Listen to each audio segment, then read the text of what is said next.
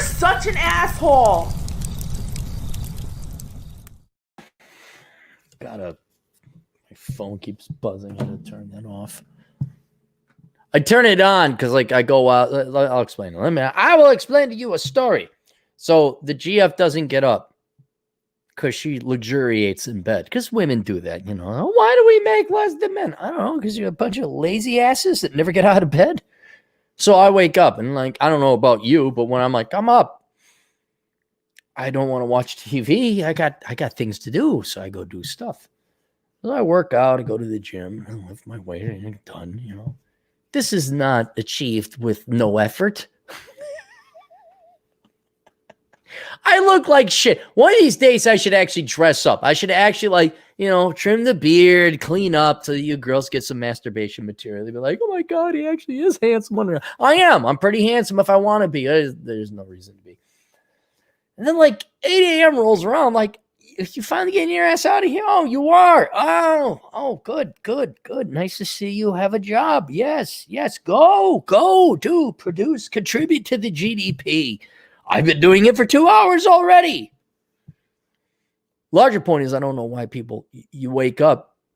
I understand there's like a little bit of time where you want to luxuriate in bed, have your coffee, kind of get warm the engine up. All right. Now we're going to go on to this thing. But after that's like 10 minutes for me. And I'm like, okay, we better be doing something now. Because we're all going to die, motherfuckers. And I ain't going out like that. We ain't going out like that. We ain't going out like that. We ain't going out. All right. Hello, old wise man. Thank you.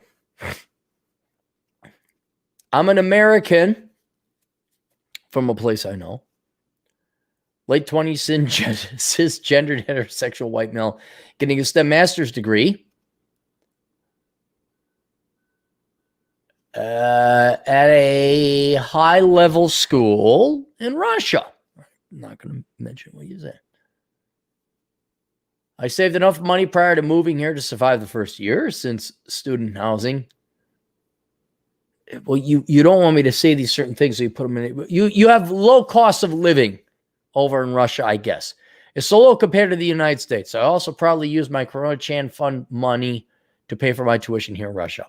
I recently got a job offer for $65,000 for a data science role at a startup in the United States. The position is fully remote, and I can work during the final semester of my studies full-time while I write my thesis. The company will let me work from anywhere in the world just as long as I have the decent internet connection. It's almost like Gen Xers have killed all the boomer bosses. And I was like, yes, go, do. Be happy. The company also didn't care that my degree is from Russia. And I actually thought it was super cool and unique. Yeah, because maybe the Russians did some things like put the first man into orbit. Maybe Russia's a high-quality culture, even though there's an incredible amount of corruption. I'm planning on staying in Moscow for at least a year after I graduate because of the low cost of living, cleanliness, amazing transportation, dope architecture, nice nature, better safety, little to no homeless drug addicts here, and a social environment that is more fun, chill, and mature than the United States. I might just go to Russia. I might just learn Russian. I specifically want your advice on my current one-year plan after I graduate in June. If you think it sounds good, I will continue to remote work here in Moscow, and I have it estimated out that I could save about $30,000 to $35,000 a year from that salary based on the current cost of living and the likelihood that the dollar will decrease in value against the ruble in 2021. I think savings rate like this is decent, but could be better. Well, out of $65,000, you're saving 40% of your money, or I'm sorry, 60% of your money. You're doing pretty good, buddy. So I'm considering part-time English teaching at a local school during this year for about 15 to 20 hours a week. The job is very easy to get here if you're a native English speaker, and is quite easy since it's basically babysitting or asking adults questions from an English textbook. The pay is okay from about $20 to $30 an hour and would cover my cost of living. Won't live in student housing at this point. Okay, that's pretty cheap rent. I would also get paid in rubles, so I would not have to transfer any money if I make from the American startup. Oh, you're working for a startup. Yeah, you better have that other job in your pocket. living expenses here. I would probably end up saving anywhere between 40, 50,000 for that year based on this plan. I also think that there are other major benefits with English teaching besides the increasing in income and savings. I learn Russian better and expand my network of upper crust close contacts within Moscow more. It would also allow me to get permanent residency within 6 months of starting. I would be eligible for Russian citizenship 6 months after I get permanent residency based on the laws that were passed in February of 2020. This would make me a dual citizen with all the benefits that come along with that for a life. And Russia has, I think, a much more favorable tax treatment regimen or regime.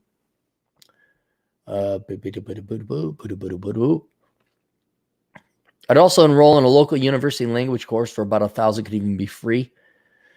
To improve my Russian, I'm currently at about a lower intermediate level. You look, okay, man, you live in Russia. You seem to be doing really good in Russia. You seem to like Russia. The least you could do is become highly fluent, like perfectly fluent in the Russian language. Look, you throw the seeds out, some sprout, some don't. Your seed happened to land in a really great, perfect soil, water, phosphate-rich environment. It just seems like you like Russia, and Russia likes you. So the least you could do is throw a little bit back.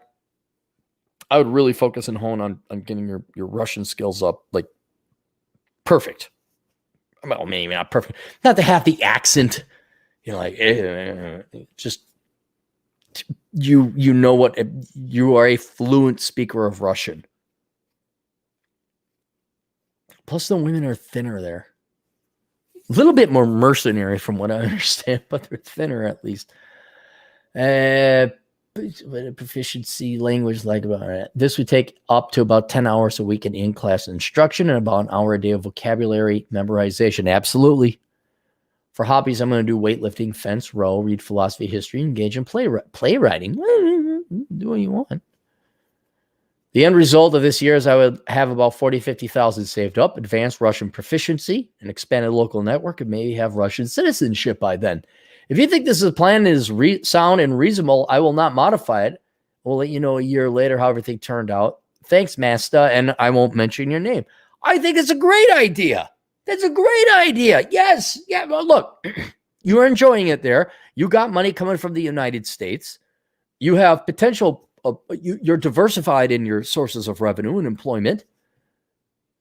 You just seem to jive well with the Russian culture. And about the only thing I could say, but you're already working towards that, is become completely proficient in Russian. And then you got weightlifting, fencing, rowing, when the Volga isn't frozen. No, I think it's a great idea. Now, look, at the same time, don't think like this is going to go on forever, right? The biggest risk I see is this is a startup and it will fail. Okay. But that may not be an issue. You may already have some significant employment through your part-time work teaching English. And then you may have some connections with Russia. Dude, I go to the not the KGB, it's the FRB. Go there. Go spy on the Americans. Fuck America. It's a bunch of leftist douchebags. Go work for Vladimir Putin. I mean, you're not dumb. The FSB, I believe it is. I think that's an option to follow up with if you get very proficient in Russian. But they're like, I'm American. I speak Russian. I speak English. I'm advanced in mathematics. What do you want me to do? They say, well, we might have some things for you to do. Hunter, he's around here somewhere. Go take care of him. No, I like your plan. Your plan's very good. Very good. You know what? Email me some pictures. I'd love to see some pictures from Russia. I don't, I see pictures on the internet from Russia. I don't see on the ground street. Oh yeah, this is where my car is. And here's a street in Russia. I'm like, oh, that's what it really looks like. So there we go. All right. Any super chats? I can't believe it. Hey, we got one. Fred Freeman Sowell, $2. Russian mystery date is greater than a Winnetka or Wyzetta gals. Yeah. No, I mean, if I had to roll the dice between a random girl in Winnetka or Wyzetta or a Russian girl, I'll take the Russian girl all the time. because they're likely going to be thinner. And now keep in mind, you pigeonhole it. You took the entire country of Russia.